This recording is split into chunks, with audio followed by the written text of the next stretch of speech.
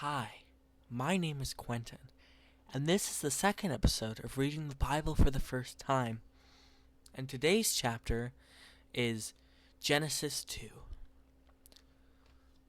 Now, before we start, I'd like to mention that it is 9:55 p.m. as I'm recording, so I'm much softer and much quieter with my voice, and this is just going to be a much quieter and calmer video, and I'm probably not going to be yawning as frequently as I did, which I'm very sorry I didn't re-record the first video, but I didn't feel like it, honestly. So, Genesis 2. And in case you don't know, I'll be commenting on what I think after I read a section and my opinions on a section, so I won't just be reading the Bible. As someone who's reading it for the first time, I'll be expressing my opinions after I read it. Genesis 2. Thus the heavens and the earth were complete in all their vast array. By the seventh day, God had finished his work he had been doing, so on the seventh day he rested from all his work. Then God blessed the seventh day and made it holy, because on it he rested from all the work of creating that he had done. So it appears that that's the reason why we go to church on Sunday, because Sunday's the seventh day.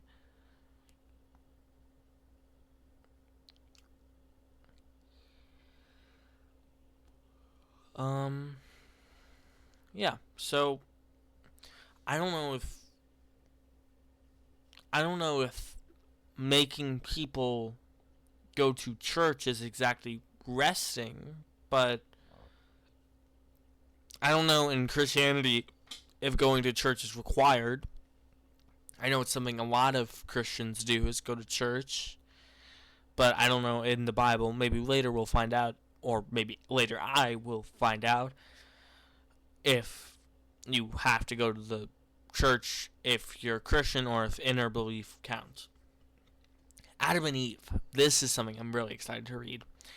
This is the account of the heavens and the earth when they were created, when the Lord God made the earth and the heavens. Now no shrub had yet appeared on the earth, and no plant had yet sprung up, for the Lord God had not sent rain on the earth, and there was no one to work the ground, but streams came up from the earth and watered the whole surface of the ground. Then the Lord God formed a man from the dust of the ground and breathed into his nostrils the breath of life, and the man became a living being. So, is it saying that we're all made of dust? If so, that is one theory, I guess. I don't know if science can tell us if we're all made of dust, but maybe it's just the first man that was made of dust. Now, the Lord God had planted a garden in the east in Eden, and there he put the man he had formed. The Lord God made all kinds of trees grow out of the ground, trees that were pleasing to the eye and good for food. In the middle of the garden were the trees of life and the tree of knowledge of good and evil. Sorry, I misread that, my bad. In the middle of the garden were the tree of life and the tree of the knowledge of good and evil. A river, watering the garden, flowed from Eden. From there, it was separated into 4 headwaters. The name of the first is the Pishon. It winds through the entire land of Havilah, where there is gold. The gold of that land is good. Aromatic resin.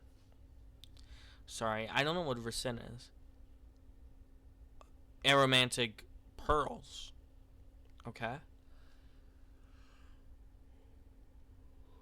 Aromatic resin and oinks are also there.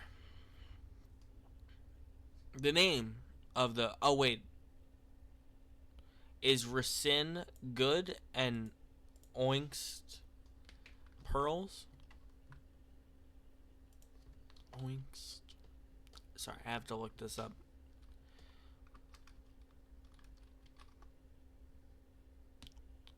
Oinks is pearls. No, it's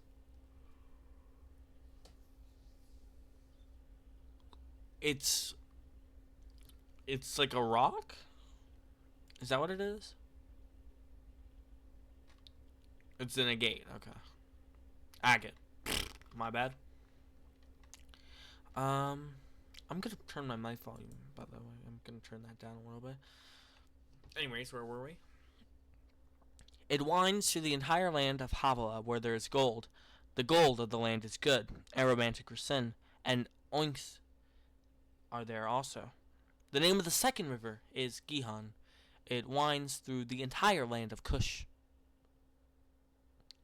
which Cush is apparently possibly southeast Mesopotamia. I know Mesopotamia because of social studies. The name of the third river is the Tigris. Tigris River is also Tigris is a river that runs through Mesopotamia. It runs through the east side of Ashur, and the fourth river is the Euphrates River. I know. I'm very familiar with Euphrates and Tigris.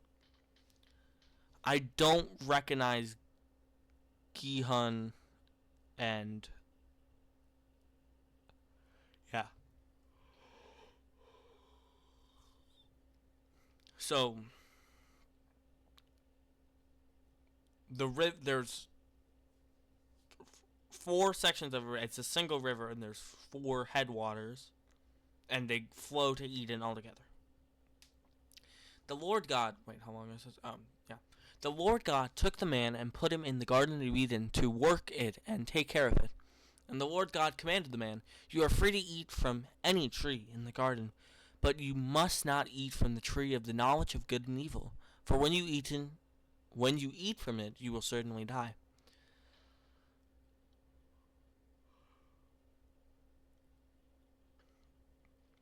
The Lord God said, "It is not good for the man to be alone. I will make a helper suitable for him." I assume that helper is Eve. Now, the Lord God had formed out of the ground all the wild animals and all the birds in the sky. He brought them to the man to see what he would name them. And whatever the man called each living creature, that's what was his name. So the man gave names to all the livestock, the birds in the sky, and all the wild animals. But for Adam, no suitable helper was found. So the Lord God caused the man to fall into a deep sleep. And while he was sleeping, he took one of the man's ribs and then closed up the place with flesh.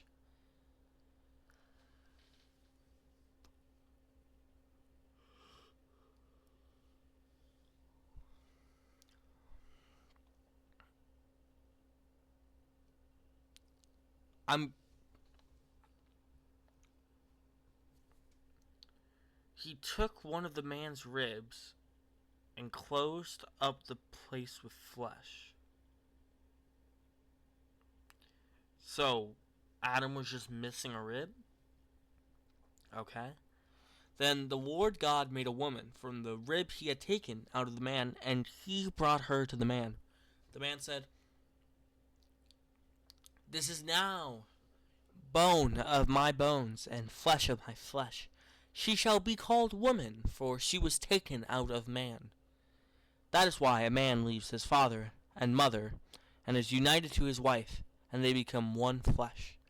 Adam and his wife were both naked, and they felt no shame. Very weird line to end it on. I don't know why that had to be specifically mentioned. But anyways, that was Genesis 2. So thanks for watching. Much shorter video than before. Well, not much, but yeah, 9 minutes. And I'm going to record another video directly after this. I'm splitting it up, so it's just easier. I'm splitting it up into multiple parts. So I will see you in the next video if you decide to watch. See ya.